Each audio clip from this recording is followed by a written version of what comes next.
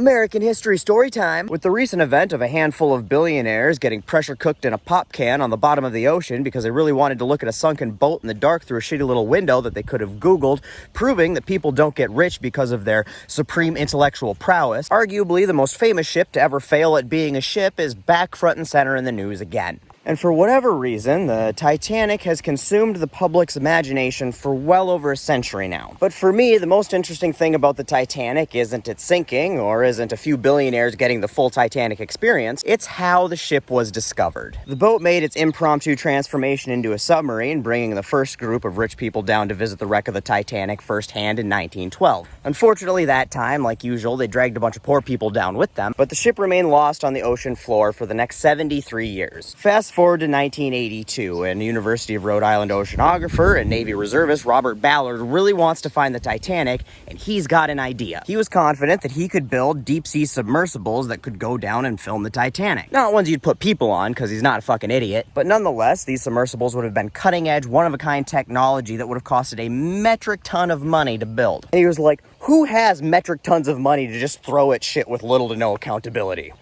The U.S. military. So Ballard goes to the Navy, of which he's a reservist, and says, hey, you should fund me so I can build these submersibles to find the Titanic. And the Navy's like, why would we do that? He's like, because we could show it off to the Russians, and then when we find it, we could be like, haha, fuck you, look what we can do. We bet you can't find shit that far down in the ocean. And that sounds like pretty stupid.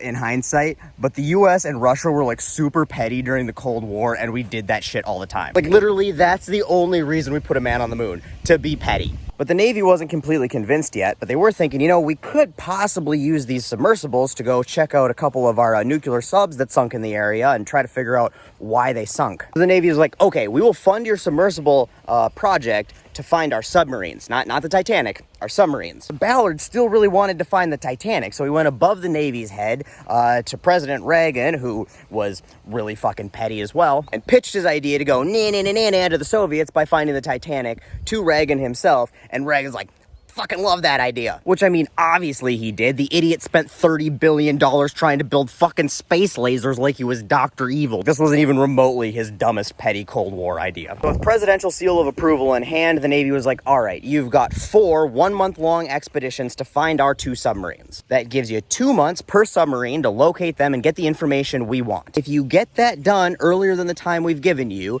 you can use the remaining time and funding to find the Titanic. Now, Vice Admiral Thunman was overseeing this operation for the U.S. Navy. He was getting really annoyed about all this focus on finding the Titanic because to him this was solely about finding the sunken warships. But he went along with it for 2 reasons. First, because he didn't think that Ballard would have any time or money left over to even search for the Titanic. And the second was that the U.S. government didn't want the Soviets knowing that we had a couple nuclear subs down there on the bottom of the ocean that they could go snoop around on. And an archaeological expedition for the Titanic became the perfect cover story for the secret mission of finding the submarines. So off Ballard goes with his fancy new submersibles, and lo and behold, he finds both submarines, gets all the information the Navy wanted, and had 12 days left to spare in his expedition. 12 days isn't a lot of time. It took him 3.5 months to find 2 submarines that sank in the 1960s when our navigational tools were much more advanced than they were in 1912. But he learned a valuable lesson when he found these submarines, and that's as things sink, they leave big long debris trails that are carried off by the current. So instead of using his 12 days setting his sights on searching for an 833-foot long ship, he went out searching for a 3-mile long debris trail. And after a few days of searching, he stumbled across one of the